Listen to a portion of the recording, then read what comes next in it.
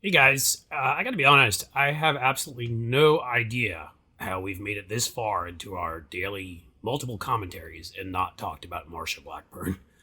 Um, Marsha Blackburn. So, Marsha Blackburn is a Republican senator from Tennessee. Um, every time Marsha Blackburn speaks, an angel loses a few IQ points. We're all dumber for listening to Marsha Blackburn, for just hearing her talk. I think we all get a little stupider every time.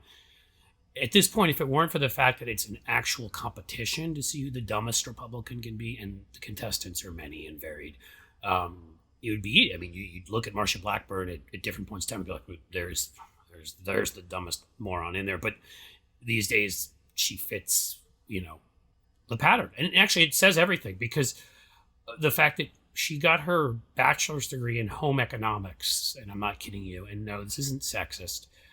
You should know something about the law. I wouldn't care if she were male or female. Maybe have an idea about how policy works or the law or something relevant to being in the Senate. But her home economics degree and the fact that she was an image consultant for years, correct? We can get you we can get you the image of her image consultant video and the other, and I think there was a flyer she put out there. Didn't stop her from the Republicans from recruiting her to run first for the House and then for the Senate from Tennessee. And of course she won because Tennessee's like a plus 2027 R state. And we've all had this person festooned, to use a nice word, upon us ever since. Okay. So what did she say today that was so stupid? And dangerous, really. What she said, I'm going to read this to you, make sure I get it right, is that peaceful protesters protesting against the Supreme Court overturning Roe versus Wade should be, quote, arrested and forcibly hauled down to the police headquarters, quote, and booked, quote, for, quote, trying to change the outcome of a Supreme Court decision. Yeah, that's not what protest is. What protesters do is they go in a democracy and they try and make their voices heard. They want to make sure the elected representatives who we send to Congress, dingbats like Marsha Blackburn, hear our voices and know. But yeah, we also want to make sure the Senate is aware of public opinion. Justice Anthony Kennedy himself, in one of his decisions, I believe it was the one legalizing gay marriage, talked about where the current public opinion is actually important. If you're at a point where you're so far divorced from public opinion, as this Supreme Court is, you've become authoritarian. You're no longer representing the country you're supposed to be. So, back to Marsha Blackburn. She wants people hauled in and arrested. And this is part of a dangerous trend. You may have seen the whining on the internet because a neighbor of Justice Kavanaugh's had a candlelight vigil outside of his home. Justice Alito is supposedly in hiding somewhere. We don't know that that's actually true, but that's what the righties have been saying to, oh my God, what's the world coming to? And like the hypocrisy is stunning. Oh, let's get to one more. I did a video on this. Susan Collins. She called the police on chalk. Correct. If you don't fight the chalk over there, you may have to fight it over here.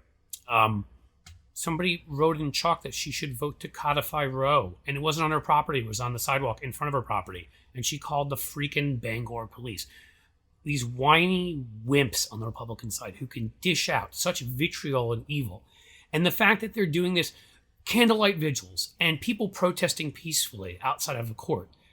They broke into the Capitol and smeared feces on the wall and attacked and injured and, in one case, killed over 140 police officers, some of whom had PTSD afterwards. A few committed suicide. They carry guns to Democratic events and threaten Democrats. You may remember one of them shooting Gabby Giffords, former congresswoman, wife of current senator from Arizona, in the head. I've gotten plenty of death threats here, but let's not even go into that. These cases go on and on. Donald Trump encouraged people at his rallies when people showed up to there to encourage people to beat the crap out of him.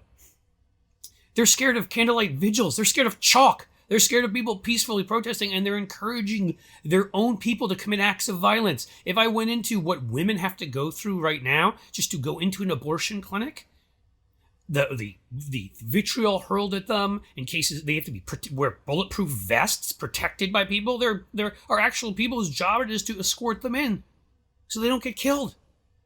And that's because there have been fire bombings of dozens since the 1980s of abortion clinics. There's Eric Rudolph, the lunatic who attacked the Atlanta Olympics because he's anti-abortion, anti-gay rights. There's Timothy McVeigh, who blew up a building. I mean, we can go on and on of the violent acts committed by right-wing lunatics. They're weekly. And they're crying about this. Back to Marsha Blackburn.